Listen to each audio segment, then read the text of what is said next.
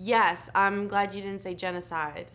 I met Judd. He heard me on the Howard Stern show, and he said that he just was kind of moved and thought that the way I spoke and told stories kind of already sounded like a movie. That's what he said, and that he wanted to meet. And so my agent was like, Judd wants to meet you, and I just thought that it must be a joke. It was the biggest thing that had ever happened to me.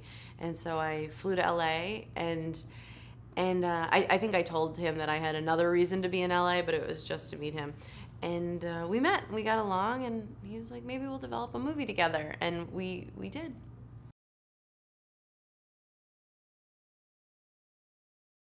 Sure. I was sending Judd scenes, so just kind of sporadic, not in any order, just scenes from my life. I probably wrote 200, 300 pages that aren't even in this movie. But he was just really encouraging, and then we kind of sat down and we're like, well, let's beat out the story. Let's figure out what has to happen. And a lot of it was just straight up from my life. I was falling in love at the time I wrote the movie and was scared out of my mind. And there was something really funny about that because it wasn't enjoyable to be falling in love. It was just scary. And then, yeah, it just kind of unfolded. I wrote the script in under 2 months, and then we just developed it for a whole year until we shot it.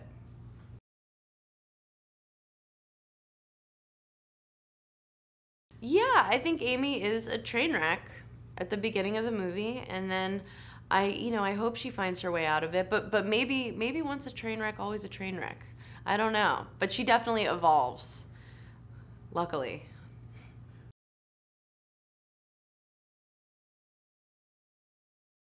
I like her confidence and her unapologetic nature, and I think she's fun. I think she's fun, and I think she's honest, and I think she's talented.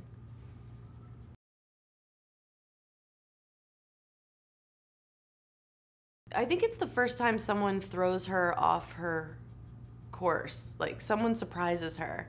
I think she's usually the smartest person in the room and is usually pretty in control, and she doesn't ever really meet anyone that surprises her. And he's funny, and he's really smart, and he also takes an interest in her for who she is and the work that she's doing. And I think that really blows her mind and is scary to her.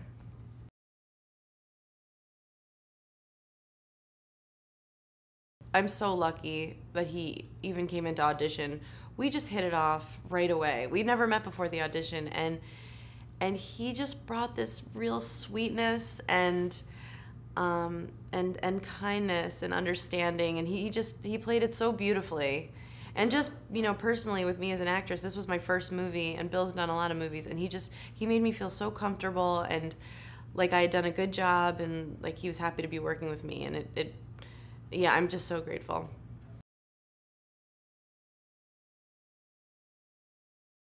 Well, I think everyone's family is dysfunctional, hopefully. I don't have any friends that have functional families, but yeah, my family is a complete mess, and I love them, and I wouldn't change anything about them. I wish my dad was healthy, but even like all the struggles that we've gone through, I think that's what really defines someone, and so my family's definitely been through it.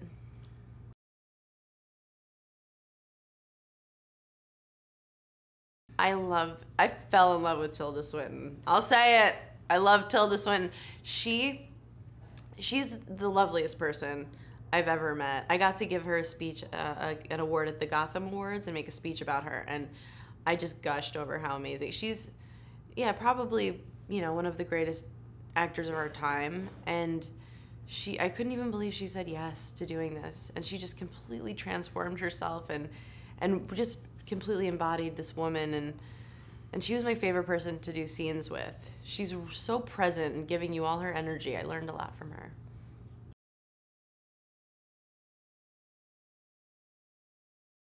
Judd is he's so not intimidating.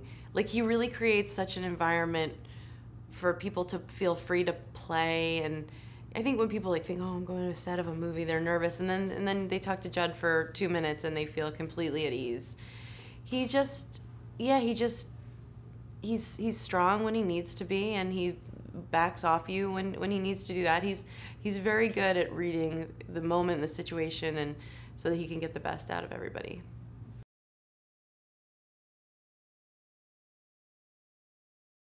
Well, I love it because that's how my TV show is. You know, we work really hard on the script, but then on the day we'll kind of do a couple takes where it's just very free and people can. And I love collaborating. I'm not someone who like I want it to be my joke that winds up in there. So I think we all just wanted to do the best job and tell the best, the clearest story and have it be the funniest it could be. And so including the script and improv, it was the ideal environment for me.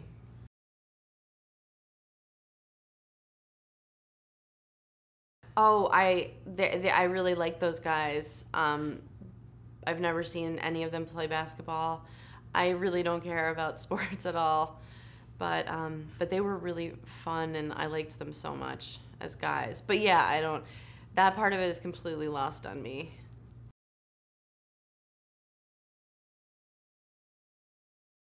Well, don't spoil it. Well, you put on a great show. Can you just Don't spoil it. Don't spoil it. You are. Okay, well we won't talk about Okay. that. But you definitely have some surprises. We can say that. There are some surprises in the movie.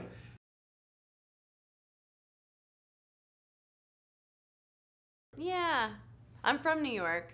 It was really important. Everything I've ever filmed is in New York, and it was really important to me that be a big part of the story. It's also all I know. I grew up there, so yeah. And I was just so glad that Judd was down to come out and film the movie there, because I love the New York that we show in the movie. That's my experience of New York. Like, you know, just dirty, like Chinatown, but then also the Upper West. I feel like you get a real look at New York in this movie.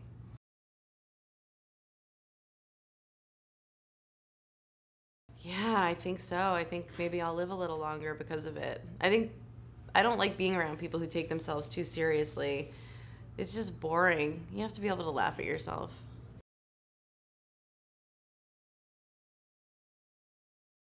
Totally.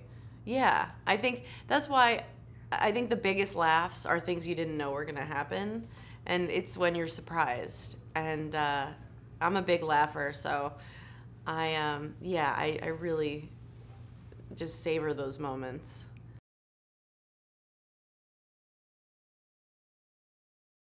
My sister makes me laugh. Everything. The comedians I'm friends with, Bill, Vanessa, Dave Apatow. I'm a laugher. I laugh a lot. At a lot. Yeah.